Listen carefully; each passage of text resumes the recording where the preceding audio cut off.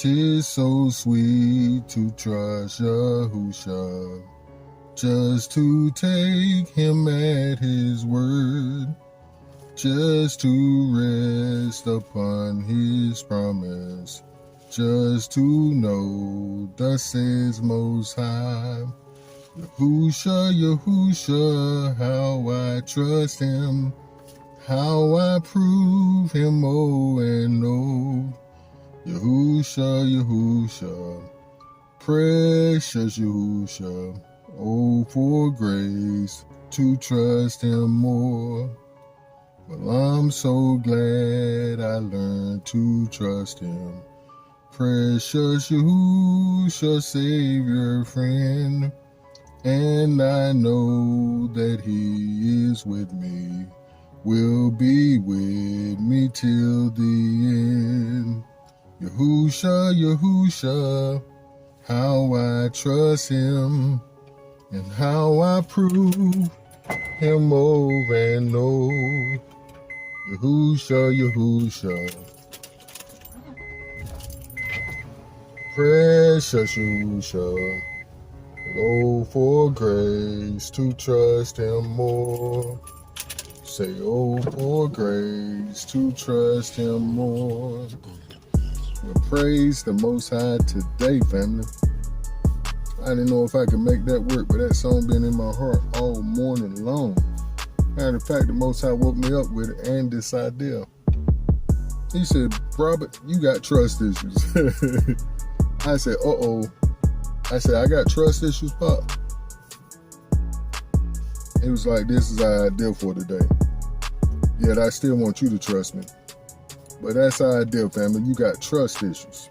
I want you to think on that a second while we say this. I do hope everyone is well and that you're able to get out and enjoy this day, getting yourself in some fresh air, some sunshine, and the Most High willing, some good exercise.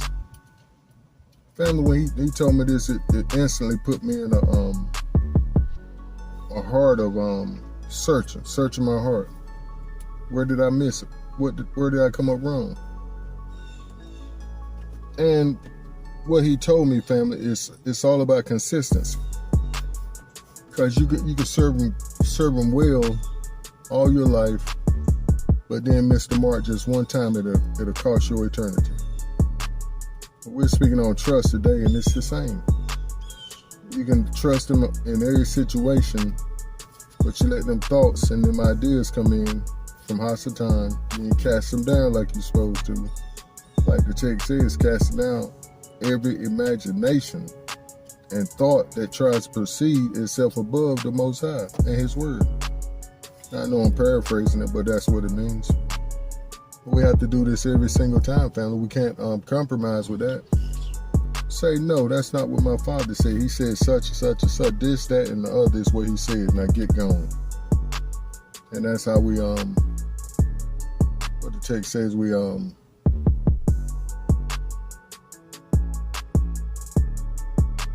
step on scorpions. We'll put it in the recording. But this is how we run them demons off. Them demons, them, what they calling them,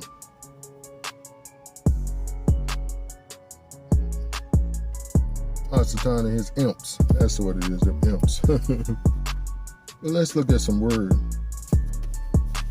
Well, first let's read these notes I found. I thought they was quite on point. Trust issues are challenges that make it difficult for people to believe others are honest, loyal, and reliable. People with trust issues may have doubts about others' intentions, which can lead to feelings of isolation or being misunderstood. People with trust issues may have doubts about others' intentions, which can lead to feelings of isolation or being misunderstood. This can make it hard to form and maintain healthy relationships and can affect all areas of life. Some signs of trust issues include fact-checking. People with trust issues may not accept what others say as truth unless they confirm it themselves, which I don't see nothing wrong with that. But certain people you just take at their word and say, okay, I trust you, baby. I trust you, Most High. I trust you, Mom. I trust you, Pop. Because they already proved themselves. Suspicion. People with trust issues may be suspicious of others' motives and behaviors and may expect loved ones to betray them. Avoiding intimacy. People with trust issues may avoid feeling vulnerable, which can make it difficult to develop close connections with others. Oh boy. Perfectionism. Trust issues can lead to perfectionism, stress, and overwork, and then comparing new people. People with trust issues may compare new people they meet to people from their past who hurt them. Trust issues can be linked to attachment styles and past experiences, and some possible causes include trauma, unloving childhood, rejection in childhood, past relationship experiences, insecure attachment style. What do we like to say of late? A lot more, family. But the Most High always includes a big but in the room. He has the answer.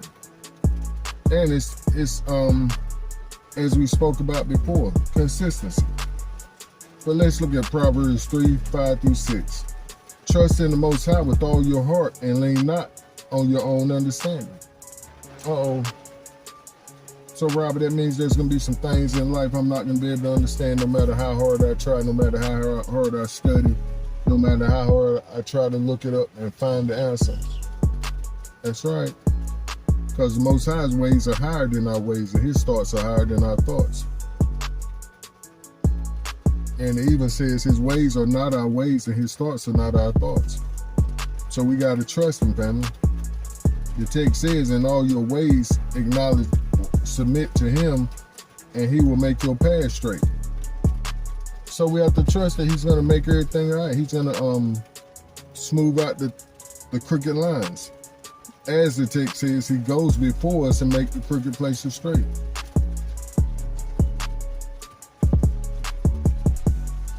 And we see there in Hebrews 11:6, it says, but without belief, it's impossible to please Him. For he that comes to the Most High must believe that He is, and that He is a rewarder of them that diligently seek Him. See, that's what we said about consistency. It's being diligent to go before Him. Just as the text says, in all your ways acknowledge Him. You saying, Pop, is this the way you want to carry this out? Is this the way you want to do it? I know your text says, ask and it shall be given, seeking I shall find, knocking and the door will be open unto me. But is this what you want me to ask for? Is this what you desire? I know the text says you give me the desires of my heart, but I want to make sure they're lining up with your desires, the desires of your heart. Because my desires may not add up right now, because I may not be in the place you want me to be at this point. I may have not grown to the level you want me to have grown to be asking for this such thing. It says, but without belief, it is impossible to please Him. For he that comes to the Most High must believe that He is. So you have to realize without a shadow of a doubt, there is a creator of this earth. There ain't no question of that, family. And if we're still on that point, thinking there was a big bang, it all of a sudden something just happened, we know that in our own experiences. Don't nothing just happen. We'll sit around all day waiting for a big bang in our whole lives. And what happened? Nothing. Nothing just spontaneously combust. There's going to be an A and a B that combines and make a boom. And there was a big bang now. Trust me, it was. And it was, let there be light. And the universe started moving with light. And it's still moving with light. He didn't rescind that order. He says, light, stop.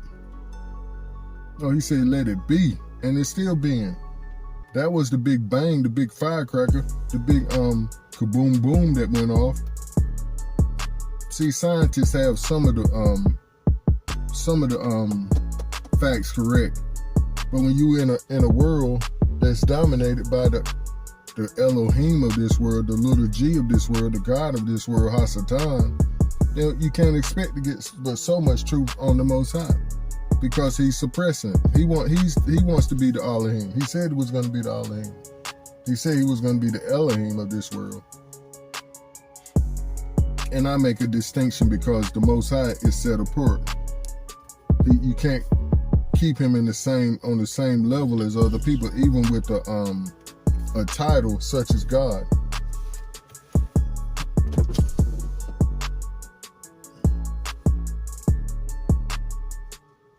Hallelujah. Yeah, so first we got to know that he is. There's no question that he is, but I think the question is does he want to do something for me? Do he want to have anything to do with me? And that answer is yes. That's an easy yes also. He said he came that all will be saved. And he does a complete work in each and every one of us. He don't start a work in us and don't finish it.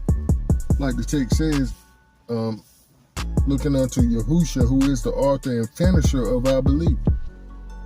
So when we come to him, we believe that he's going to give us that abundant life that he speaks about. He's not a liar. He's not a man that he can lie. The text says that clearly. Nor the son of man that he's going to change his mind. So he's not going to pull the okie dokie on us, family. He's not going to tell us, okay, I hear you, I deliver you, I set you free, and just do a lapsy-daisy job on us. No, that's not how he works. That's just like him delivering me from all the addictions I had, and is doing a complete work in me and say, well, no, Robert, I think we're going to leave them cigarettes so they can be a thorn in your side. No, that's not how he works. That's what you call misinterpreting the word. He wants the best for all of us. When he say, I come that you may have life and life abundant, that's all that you can ever ask or think, like the text says. But you first have to get lined up with him, let him clean out all the mess, so we won't be asking amiss. The text does say that also. It's a balance. But the key is diligently. And diligently means in a way that shows care and conscientiousness in one's work or duty. And conscientiousness means the quality of wishing to do one's work and duty well and thoroughly. So that's the key right there. You want to trust him. You desire to trust him. So when you want to do something, what do? Like it says, you thoroughly work at it. You put in the time. And the key is study to show yourself approved. See, this is the whole key to trusting the Most High. You studying to show yourself approved. Approved of what, Robert? For whatever come your way. Whatever's coming your way saying you can't trust the Most High. Whatever's coming your way that's going to bring doubt into your mind.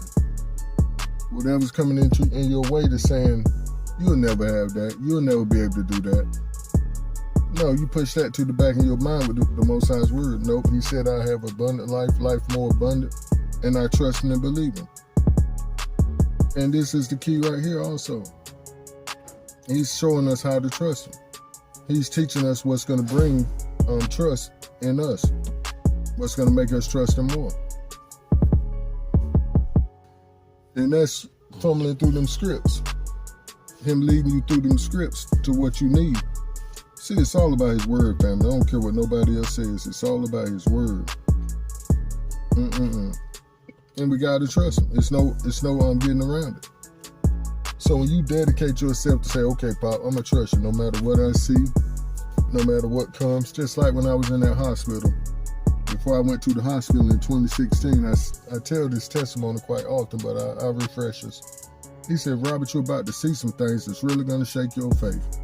But no matter what you see, don't take your eyes off me, because I'll never leave you or forsake. So when I got in the hospital, family, the doctor started coming back to back with different things. I think I had like 10 surgeries altogether in that short span of a year. And They kept coming to me with, this was wrong with you, that's wrong with you. We need to try this new procedure on you. We need to try this new dope on you. I'm like, what in the world, Pop? And I got frustrated. At least I went to him, right? And I went to him, I said, Pop, I'm tired of these people steady coming to me talking about this is wrong with me, that's wrong with me. They need to do this, that, the other to me. He said, Robert, did you forget what I told you? I said, no, sir. You said that things was about to happen. It's really going to shake my faith, but no matter what I see, don't take my eyes off you, because you will never leave me or forsake me. He said, that's right. But also, have you noticed that every time something pops up, we knock it down? And every time something else pops up, we knock that down too. I said, I said, Pop, you doing all the heavy lifting? He said, not so, Robert. He said, if it weren't for you trusting and believing in me, there ain't nothing I can do for you. Not nothing. Not nothing. And I want you to think on that today, family. If we don't trust him, it ain't nothing he can do for us. That's why it's a consistent basis that we have to put our trust in him and believe in him all day, every day. That's why we got to keep our heads up in them scripts and our faces out off of social media, off of that TV, off of everything else that's going to tell you otherwise. Because, trust me, everything else is telling you otherwise. If you hadn't figured it out now, I'm telling you the key, the secret to what's going on in this world right now. We're in the middle of World War III. Actually, we've been in the middle of World War III from before they went into Ukraine. Before Russia went into Ukraine. But we can't concentrate on that and them not telling us, because they never will. They never will give you the heads up of what's really going on. We have to give ourselves the heads up. Just like with studying his word, we also seek out the real truth of what's really going on. Not that we will be fearful. And I would probably recommend that you don't go seeking out the real truth at this time if you're not ready for it. See, you have to be mature to handle some truths. But just stick in that book and stay in prayer. That's the most important thing. Fast, do a 2 or 3 day fast, or a fast half a day. What's a good starting point? Consecration. Where you say, Pop, I'm going to consecrate my meal to you, my first day's meal. I'm not going to eat breakfast today. I'm not going to eat lunch today. I'm going to go all day without a meal, then I'll eat dinner. And during them times where you will be eating, that's when you go and get some word.